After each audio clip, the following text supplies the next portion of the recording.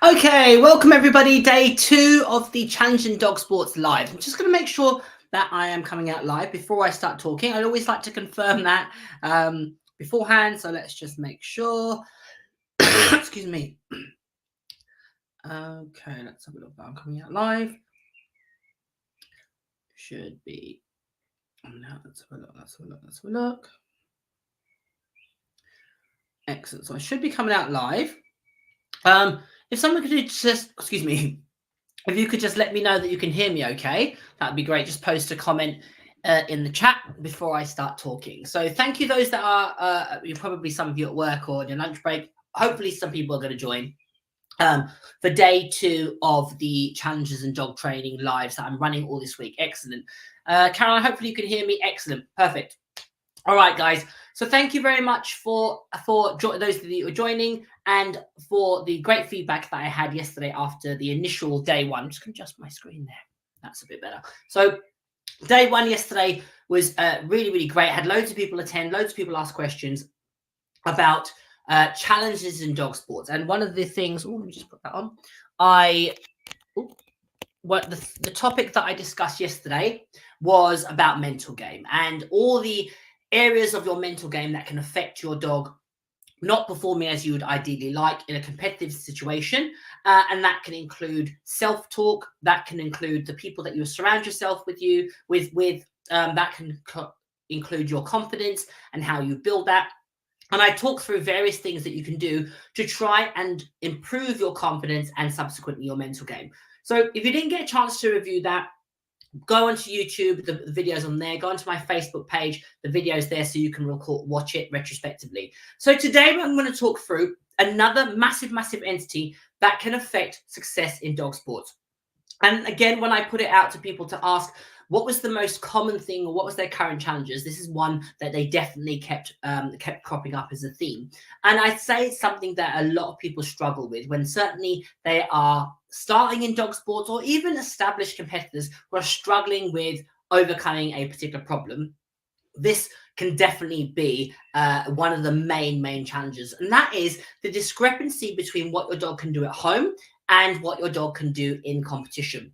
Now that sounds really obvious because obviously that's what this whole week is about, overcoming those challenges in dog sports and having our dog perform or complete behaviors and exercises and skills as they would do normally in training. And again, a massive part of that might be your confidence and your mental game, not being able to compose yourself at those pivotal moments. But a huge, massive entity of that is the dog's understanding and whether the dog has been taught to reliably and predictably and consistently perform the same behaviors that you've taught at home in any location and certainly in a test environment or in a competition setting. So that's one of the most common issues that people have for not ultimately getting the successes that they want from their dog.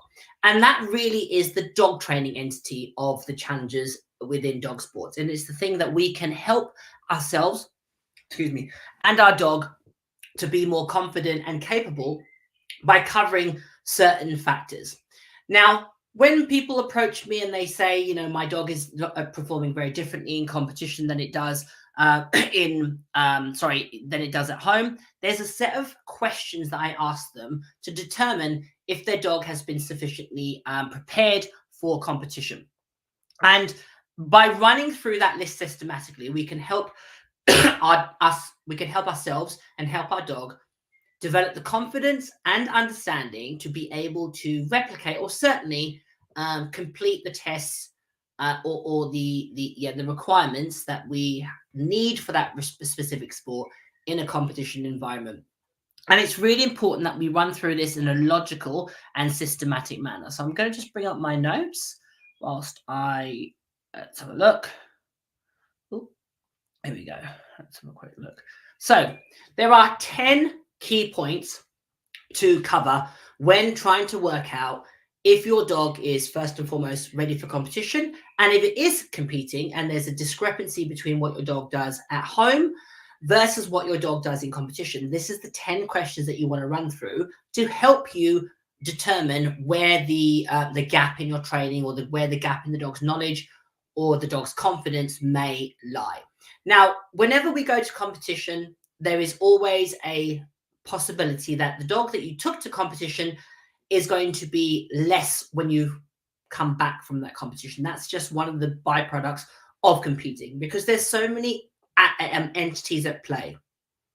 If we perceive our training as a bank account, in training at home, we are constantly putting money into that bank account with the hope that we can at some point take withdrawals, and that'll be at the weekend when we're competing. So our motivation, our dog's desire, its speed has all been invested in. We've put money into our bank account to build the dog's desire to want to do those behaviors and those skills accurately, proficiently, and reliably.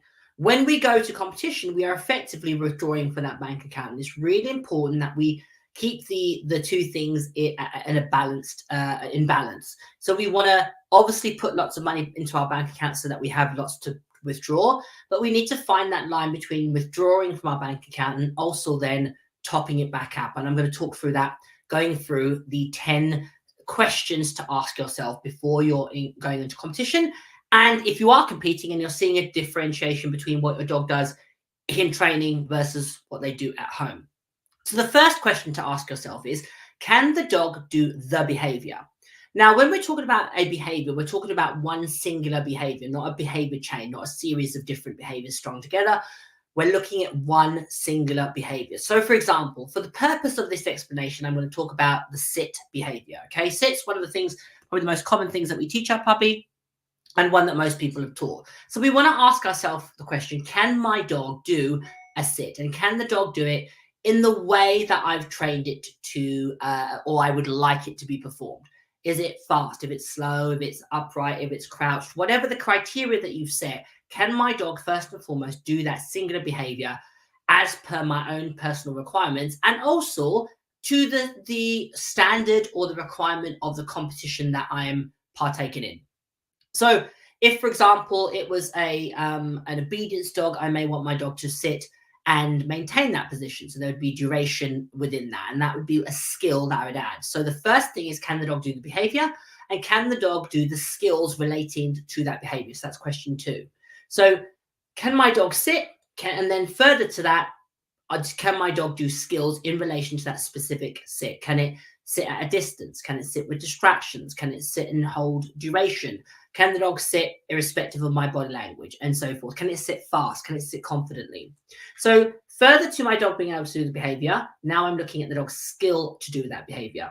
Okay. Now, then the third question is, can your dog do that behavior or that skill in relation to the test? So in a behavior chain under test conditions. So can the dog do the behavior with the skill in test conditions? That means, can I put my sit in a formal setting at the beginning of a recall, at the end of heel work, if it was an agility dog for a start line, can my dog hold that position under test conditions at home? So that means, can my dog do it formally, so no reinforcement readily available, and my dog can do that skill at home with in the entirety that it's needed. So for example, my dog can do a sit in relation to a retrieve, and it can do that formally under test conditions with no reinforcement for each piece of the puzzle.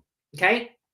And now, further to that, the fourth question you want to ask yourself is, has your dog got focus and engagement at a show/competition environment? So it's really important that we look at our dog's training and the ability to do behaviors and skills, excuse me, as one part of the process to getting our dog reliable in competition. But a massive part is getting our dog to be comfortable, clear, and confident in competition environments. So has my dog got the ability to offer focus and engagement in a show and competition environment? That means, can my dog switch on and engage and interact with me to the level and the manner of which I want it to be engaged with me? So that means the dog can't be over aroused, the dog can't be under aroused. It's got to be in that really nice bit in the middle where the dog is focused, it's listening. Can the dog consistently do that in a competition environment?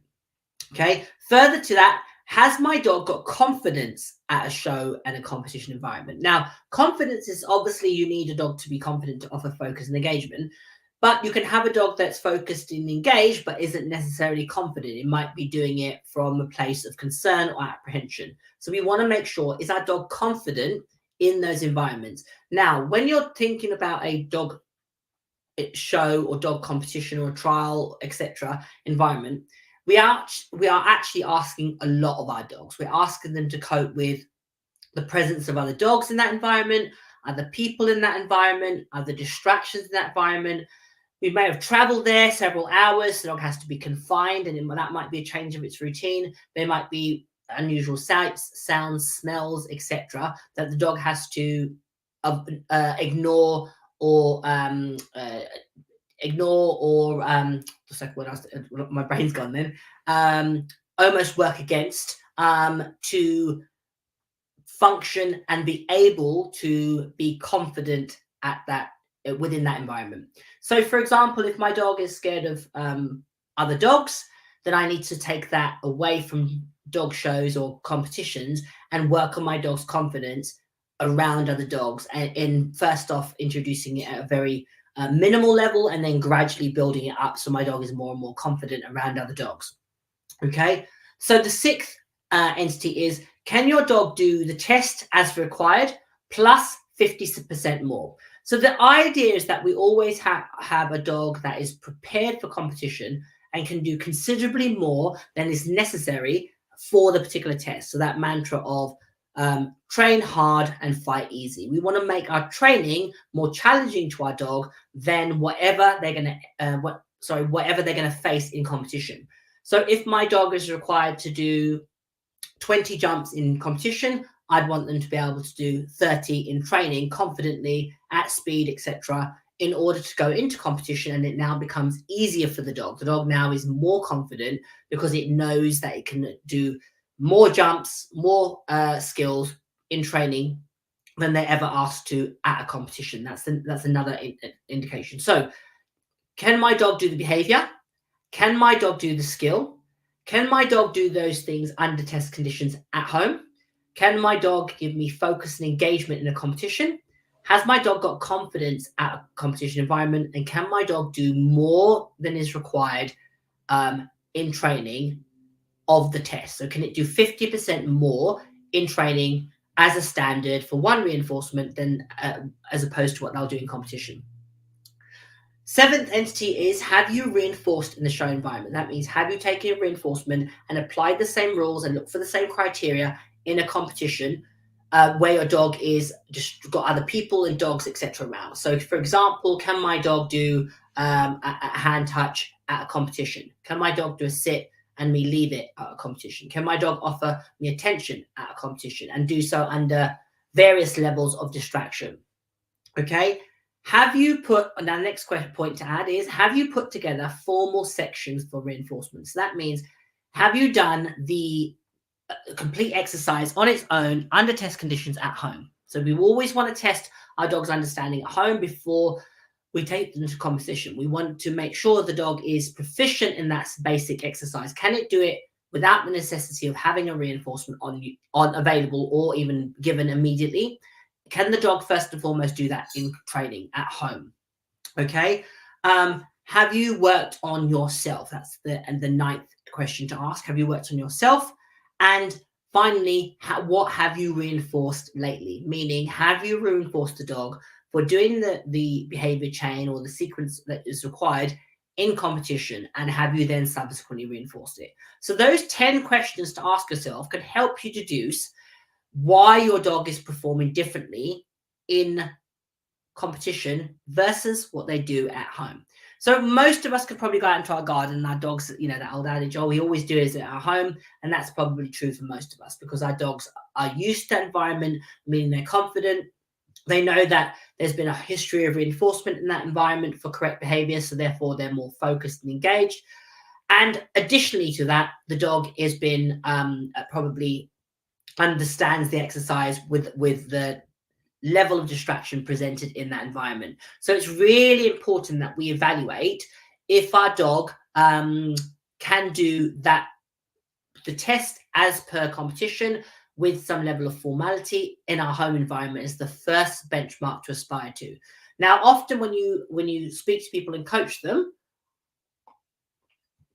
and you work through this process, you'll often find that they will have breakdown in this process. So, for example, the dog can't do the behavior with skill. So, for example, my dog might not be able to do weaves with toys thrown at home. So, when we go to competition, that a distraction at a competition that might be unpredictable becomes more of a challenge. Whereas if I can create that challenge in training, it allows me the time and I've got the patience and I've got the facilities and the reinforcement, and the distractions are limited to be able to work through that in a strategic manner.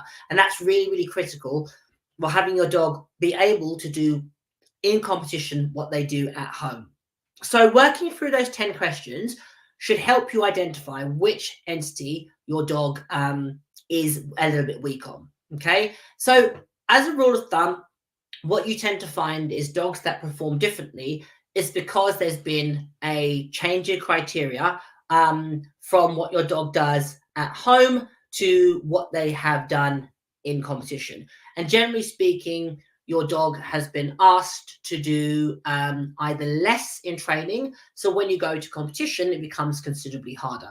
So a simple analogy I always give to people on seminars when I talk about this, preparing a dog for competition, is, my daughter Neve is 7 and she rides her bike and she's brilliant on it. She doesn't have stabilizers. She can ride her bike, quite a distance. We can go on we've got a long track that leads from one part of where I live to another part, and where her grandparents live, and we will sometimes cycle. We have in the past cycled considerable distance on that particular track, so she's quite competent at cycling and riding her bike. Now, if I was to say to you all, I'm thinking about entering Neve in the Tour de France at the next time it's round, what do you think would be the likelihood of her being successful in that situation? Now, before you all call child services, I suspect you'd probably be in unity when you said that isn't necessarily a wise move. So taking Neve, who at her age can ride, maybe a couple of miles on her bike, to an event like the Tour de France, that's a massive, massive step up in her understanding, her physical capability, her preparation, and so forth. But often when we talk about dog sports, that's exactly what we do from the dog training equivalent of the leap that we take. We go from having our dog be able to do bits and pieces in our garden in a relatively controlled environment, and then we take them to a competition, and as a result, the dog is overwhelmed, and that's when we see a discrepancy in behavior. Now, depending on the characteristic of the dog will determine how the dog displays or exhibits that concern. Introvert dogs are going to shut down. They're going to appear to displace. They're going to appear to sniff the floor. They're going to be looking away. They're going to stand there and appear to be stubborn. More intense driven dogs are going to get over aroused. They're going to get excited. They're going to start to anticipate. All those things can happen, which can indicate to us as their trainer that the dog isn't competent and prepared sufficiently to be in that environment and to perform at its best. All right. So I see there's a couple of questions. Let's have a look then. So and by all means, feel free to ask. So Susan said, I really like the breakdown of the steps and analysis. It just gives you a really systematic way of identifying which bit of that list or which bit of that puzzle your dog needs more education on. So I'm going to talk through some of the things that you can do to help your dog begin to understand that shortly, but I'm just going to come into a couple of questions or another question. So Deb asked, can your dog do 50% more? How do you ensure that you don't bore your dog when doing that much more without motivation, as 9 requires behavior change under test conditions? So, let me have a look. So 9 was actually working on self, but I'll answer the question that you've posed. So can your dog do 50% more? How do you ensure you don't bore your dog when doing that much without motivation, as 9 requires the behavior chain under test conditions? So that really is about your foundation steps. So initially, when you're introducing your dog to the concept of giving or doing more behavior for reinforcement, that would need to be done systematically and strategically. over a period of time, and that's dog dependent. Some dogs can do that at a relatively young age. Other dogs need to have motivation first and foremost, because without that, we have nothing. Until we have loads of motivation, then we can systematically ask them for more and more duration. It is dog dependent. It's also not something that I would do with a softer dog or a less driven dog regularly. I might do it sporadically. I want the dog to be able to have that skill, but it might not be that I'm doing it several times a week. I might do it once a month. I might do it every 6 weeks. But I want the dog to be comfortable when I ask them to do that bit more, and they can do they do so with ease. Now, obviously, there's always a balance. If I kept consistently doing 50% more in training, my dog's going to get jaded. The little tiny details are going to start to get weaker because I'm reinforcing longer behavior chains. So it's always about fluctuating your reinforcement schedules. Sometimes rewarding the dog for 50% more, sometimes do 2 steps and reward the dog, or do 2 exercises and reward the dog, so it can become easier. But the ratio of how often and frequent you do that would be down to the individual dog. So obviously, if the dog is more driven and stronger, it could probably be asked to do that more regularly. If it was a softer dog, I'd probably be doing that less, but I'd want the dog to be able to have that skill in its artillery. So hopefully that makes sense to you. Feel free to ask any questions, those of you watching, about how do you get your dog to behave as they would in training in competition. So feel free to ask any questions while I carry on talking about how to work forward from if you have that as a problem. So the most biggest challenge that people have is the dog's ability to do the behavior without the reinforcement being visible or present, or both. And the way in which there's several ways in which you can actually overcome that. The first big one that I'd encourage people to train is a remote, sorry, let me try that again. The first one I would urge people to train is a remote reinforcement marker word. So that is a marker word that tells the dog, you are correct, you've earned your reinforcement, but I'm going to deliver it from a second location. So for my dogs, I use the term bingo, which tells them that they did something correct in one location, but the reinforcement is actually going to be elsewhere. It might be outside the ring, hidden a tree, from a second person, whatever the case may be. I create that clarity for them so they understand that what they did in one location, i.e. in the ring, is correct, and I'm rewarding very deliberately from somewhere else. So you want to start to introduce that to your dogs relatively quickly, okay? And it's a very easy concept to introduce. And how you start that is simply by having your treats divided into 2 portions. You'd have some food or reinforcement. You could do this with a toy. If you're using a toy, use 2 equal value toys. You're going to have the toys or the food. Let's go with toys for the purpose of explanation. So have some food allocated, put in a container, leave it in one room in your house. So take the dog to another location, i.e. leave my food in the kitchen, go to my living room, start training my dog, and I'll be doing simple behaviors. Hand touch, reward. Leg weave, reward. Sit, reward. Down, reward. Once my dog is fluid and is off in the behavior, I'm then going to randomly say the word, bingo, run to the kitchen, give my dog some reinforcement, and then come back into my living room and continue with my training. Repeat that cycle. Reward from your person, reward from your person, reward from your person. Mark the dog, reward from your second location.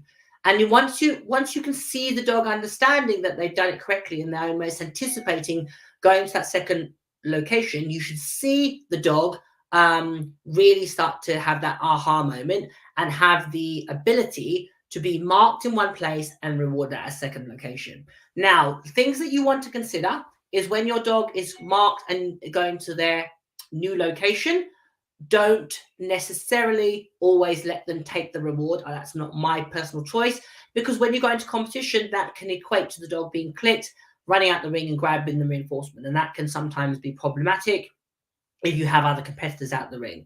So what I tend to do is I will have several random locations in my training space or different rooms in my house, and I'll randomize where I mark and feed the dog. So the dog doesn't just hear the word bingo and take off to the kitchen in anticipation of being fed. It might be in the kitchen, it might be in my playroom, it might be in the bedroom, it might be in the bathroom. So the dog never knows. But what it does know is that the reinforcement isn't from my person. Okay, so or I'll come back to that question in a second. So you want to introduce the remote reinforcement. So that will prepare your dog for when you go into competition and you don't have rewards on your person. Secondly, there's another great rule to introduce is if you do have rewards on your person, don't necessarily reinforce the dog with that one. So again, similar principle to the reinforcement, remote reinforcement, I can use my treat held or my ball held in my left, but I can click the dog and pull a reward from my pocket and reward the dog from that. So the dog isn't dependent on the lure or the presence of the reinforcement to be reliable. Third thing is to make sure that you're incorporating a transfer value. Susan Garrett talks about this extensively, where you are reinforcing the dog for behavior and choices as opposed to the dog dependent on the lure to get the dog to do the behavior. So start with a very simple thing, i.e. get in the box or touch a platform, get on the platform, and teach the dog the concept of offering that behavior to get the high value reinforcer. That's the premise of which everything is built for a dog that can go into the ring, respond to a cue, and trust that they will get reinforcement at some point. So hopefully that's giving you some ideas about how to start to progress your training where your dog isn't dependent on reinforcement to be at their best in competition. So I'm going to answer a couple of questions. Let's have a quick look. Debbie B said, in training, my dog can hold a start line. I can walk to the other side of the building. In competition, I take 2 steps and he really starts to break. Not sure how to fix it. He can hold in 2 different training facilities and seminars. So you'll probably find, and this is classic of start lines, is that in some way, shape, or form, the dog has been reinforced for a shifting criteria. And it's normally because in competition, when you are, giving your lead to the ring party and you go and set your dog up, the clock is running, you have X amount of time to take the first jump. That in itself can be a little bit of pressure. You then release the dog a little bit prematurely because you think, oh, I'm in competition, I can't put it back. If I put it back, it might be misinterpreted as a training entity, and the social pressure that can be placed on your shoulders. So you want to be really committed to making sure that you take your dog to competitions and you are investing in your long-term success by making sure that the criteria that you have in training is replicated in competition. So you want to make sure that your dog understands that if they break a start line, you would implement the same rule. So they wouldn't get to jump, you would start them over, do a hand touch, reset them, get the start line. When they hold the start line, maybe do some position changes and then release them forward. So a classic thing that I would suggest to fix that is definitely being clear with the dog about your start line, adding position changes or alternative behaviors. So don't just do sit, lead out, break. It would be sit, lead out, down, twist, sit, down, stand, walk back, sit, release. So you can obviously mix up the number of position changes or behaviors that you ask for before you release them to keep the dog guessing. So they're not just predicting sit, wait, release, sit, wait, release. The other thing is to teach a reward behind the dog reinforcement marker. So every now and again, you can throw a run and put your toy behind the dog, use your marker word and send them back backwards to go and get the reinforcement. So you're keeping the dog honest and not just predicting the reinforcement always comes forward. So hopefully that helps you there, Debbie. So got another question. Julie asked, in competition, how would you manage a dog that gets more and more over-aroused the more of the round you complete? Would you do training rounds and finish the round before she gets over the top?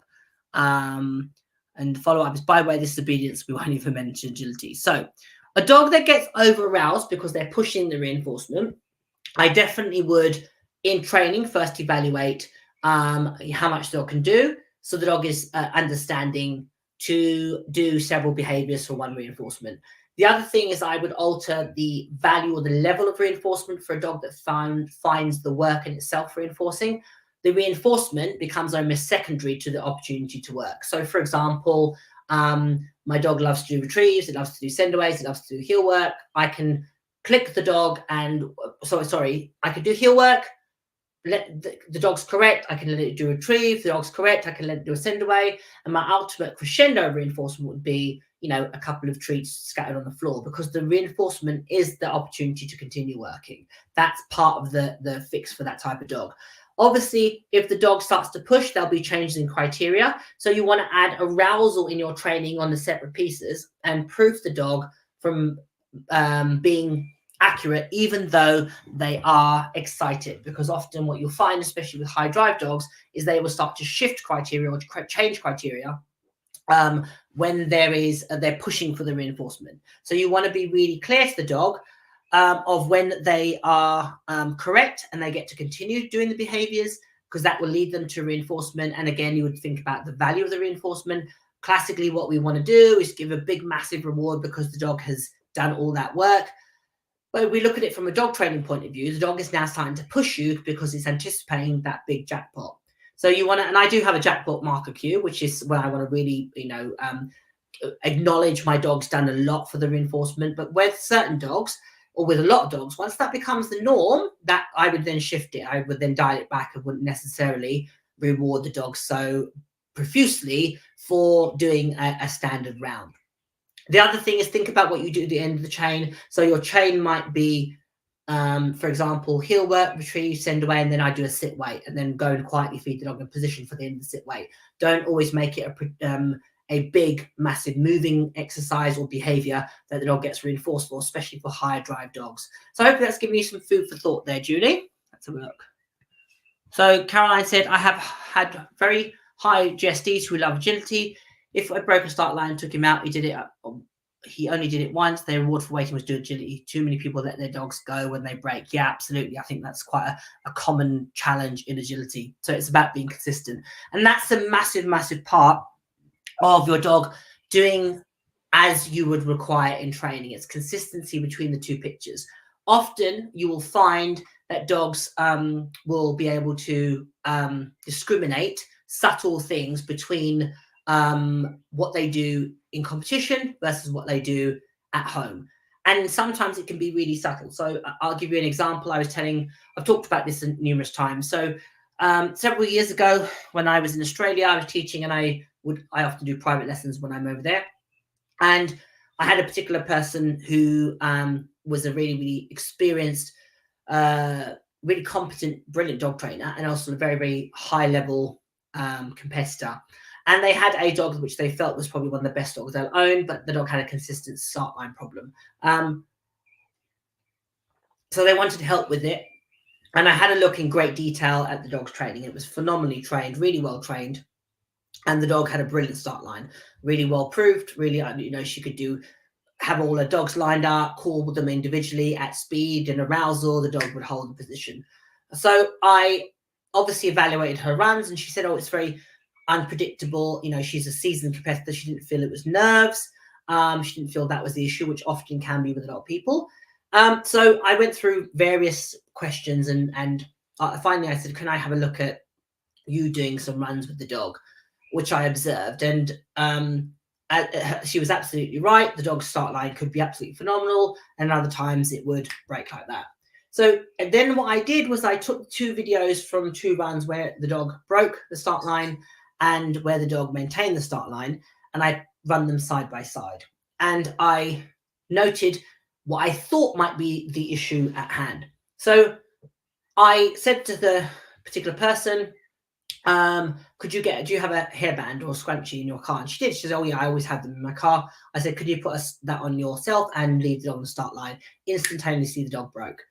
And when we actually went through it, what it turned out to be is that the dog had picked up. She said, when I only put the hairband on when she does runs where she really wants to do well, and or they're in what she would qualify as important runs. So she put her hairband up because she had longer hair, to sort of her game face, right, I'm focusing. And the dog picked up on, and obviously what had happened is she'd allow a shifting criteria very minimally. I think it was like maybe a poor shift. Well, to the dog, that was as good as allowing him to break. And that indicated to the dog that when the hairband was on, mum has different rules to my sit criteria. It was a really easy fix once we worked that out, put the hairband on, proofed the dog got it instantly and went on to be incredibly successful just by understanding that little change in the picture. So that's an example of a dog, that we really I had to really figure out what the issue was.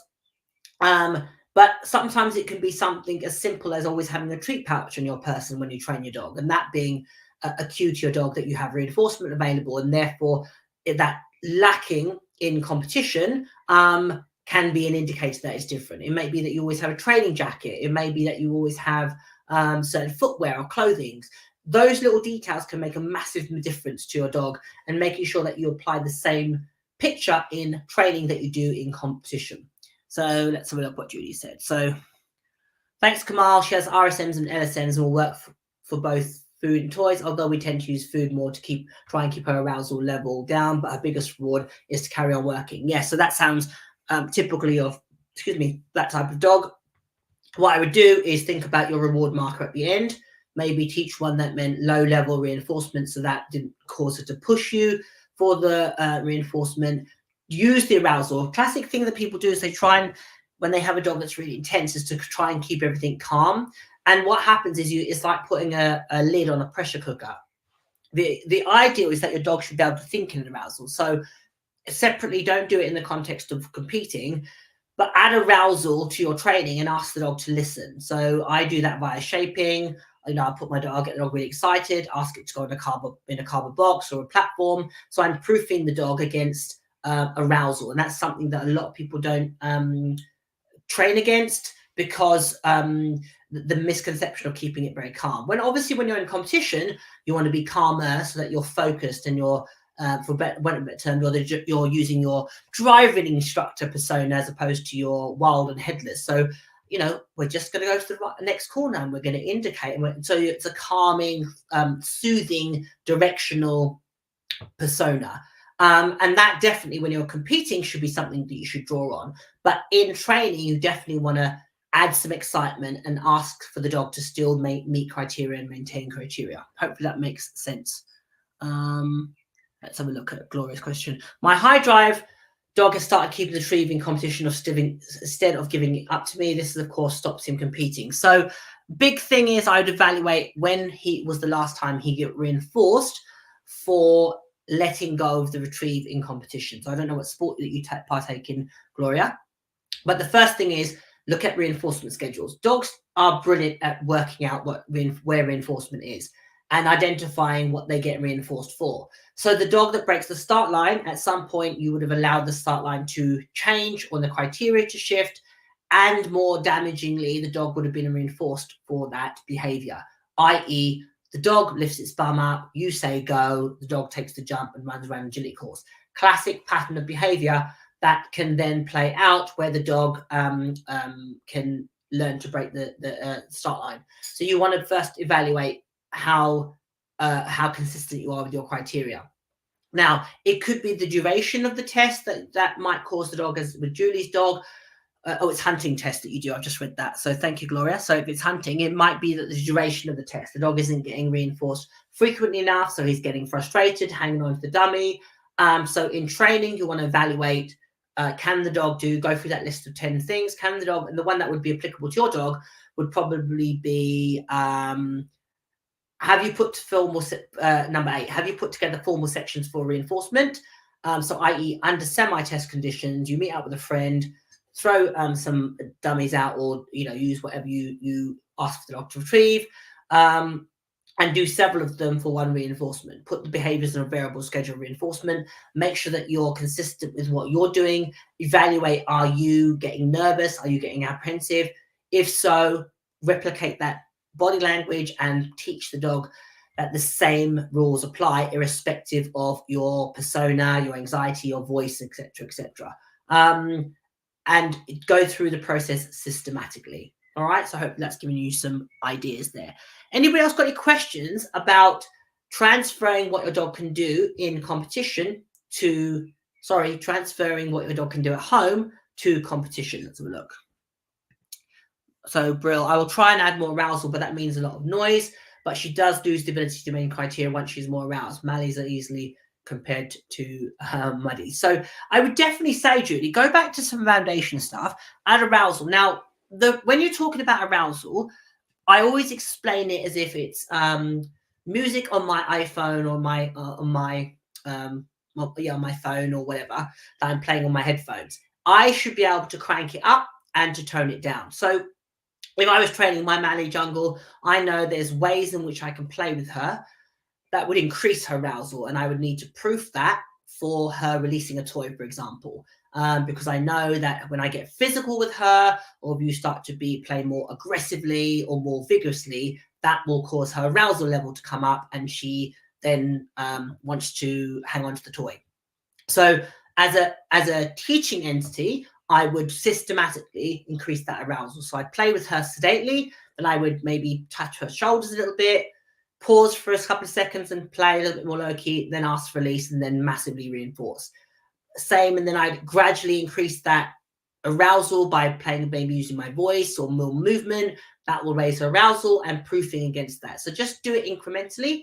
With dogs that want to work, the ultimate punishment is you would stop the game. And depending on obviously the dog's foundation, how well it understands the criteria, that might be something. So if my dog, for example, the inverted commas punishment, if I've gone through this process systematically, and if I felt that she understood, and I decided to say, okay, I'm going to give you a inverted commas consequence, it would be that I just stop training. So I say out, she chooses not to. I just pick up my treats and pick up my thing, and go and pick up poo in the garden, or go and look at my phone for a minute, or check my shoelaces, something to just cause the dog to pause. Now, when you're looking at using a timeout or a no reward marker, etc., they are still forms of punishment. So we need to be looking at it from the dog's perspective, and I certainly wouldn't advise anybody to use a punisher in any form as they go to. It needs to be done strategically, it needs to be planned, it needs to be systematic, and the dog needs to be really clear that to know that, oh, I didn't release, now the game stops. With my dogs, I would leave the toy with them, because that wouldn't be a reinforcer for them. Because of the way they've been trained, they really want the interaction with me. So I would just ignore them and sit down and go on my phone and write an email or send an email. And that in itself would be a big enough consequence that the dog would then go, oh, okay, it's because I didn't release the toy. But again, that's all layers that you need to put in. First, start incrementally, gradually build up the dog's excitement and work against it. And also, when they do make the right choices, make sure that you reward massively high so that the dog really has clarity. But all those things would be layers that I would put into the dog's training away from a specific skill or behavior. So do it with arousal games around your other dogs, or self-control games, anything like that, so that when you bring that into your obedience specific skills, the dog has some understanding. All right. Hopefully that's answered your questions. I don't know if anybody else has got some questions about transferring what they have at home to competition.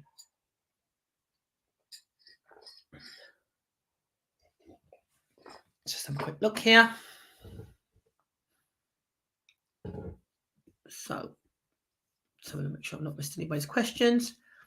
So by going through the process of first evaluating your own training, you can identify the gap that's needed. So is it that the dog has become dependent on reinforcement being visible or present? Is it that the dog hasn't been sufficiently prepared in terms of duration and the level of distraction? Is it that the dog isn't comfortable with the moving parts that occur at a competition, should we say? So, for example, other people, other dogs, noises, burger vans, the surface that you're working on, noise in the background, etc., etc. Has the dog been raised to be confident around those things? Additionally, have you prepared the dog in training where it can do more than is required at home? So when you go to a competition, the dog now goes, oh my God, this is super easy. And therefore, not only is it more likely to be successful and correct, they're actually going to get reinforced quicker, because the dog's going to go through, in comparison to what it does in training, a shorter chain. So thinking about those entities can definitely help your dog's ring performance increase. That, coupled with working on what we discussed yesterday, your mindset, your mental game. Often it will be nerves that cause people's dogs to underperform in competition. And it's making sure that we're working on the things that we identified yesterday to help our dogs understand that we do get nervous, but they've got to still do the behavior as we've trained. But putting all those layers of solid foundation is going to ultimately help your dog and you as a team and a partnership be super confident when you're going in competition. So just some thoughts there about how to transfer what your dog does at home into competition, and to hopefully ultimately help you succeed in competition and receive your just dues. I don't know if there's any final questions before I draw things to a close. Thank you for those of you that have posted questions about your dogs or how to work through your respective problems. Obviously, if you have challenges currently with your dog, by all means, pose a question on this thread on Facebook, and I can pick it up. Just tag me in it and I can have a look. And I can talk you through some ideas that might be able to assist you. But definitely evaluating your training versus what your dog can do at home versus what it can do in training is the starting point, and running through those 10 points. So can your dog do the behavior? Can your dog do the skill? Can your dog go above? Sorry, can your dog do that under test conditions at home? Has your dog got focus and engagement in competition? Has your dog got confidence in competition environments? Can your dog do more than is required, i.e. 50% more? Have you reinforced in a show environment? Have you put together formal sections for reinforcement at a show environment? Have you worked on self? And have you reinforced the dog for behaviors generally that you trained at home, but you transferred into the ring? So hopefully that's giving you some food for thought. Quick lunchtime live talking about the challenges of dog sports. Again, there'll be loads more this week. Tomorrow, I am on at, let me have a quick look, 5 p.m. So 5 p.m. tomorrow, day 3 of the challenges in dog sports. Feel free to post questions. I can pick them up tomorrow. Feel free to ask anything about Monday's conversation about mental game, today's conversation about transferring home to away locations, and moving forward, any challenges that you might have with your current dogs. Just pose a question. I'll try to answer them tomorrow. Thank you for joining. Thank you for listening. Hope this has been helpful. Whatever you're doing, enjoy the rest of the day. It's now stopped raining. And thank you very much for your participation and your questions. Take care all. See you later.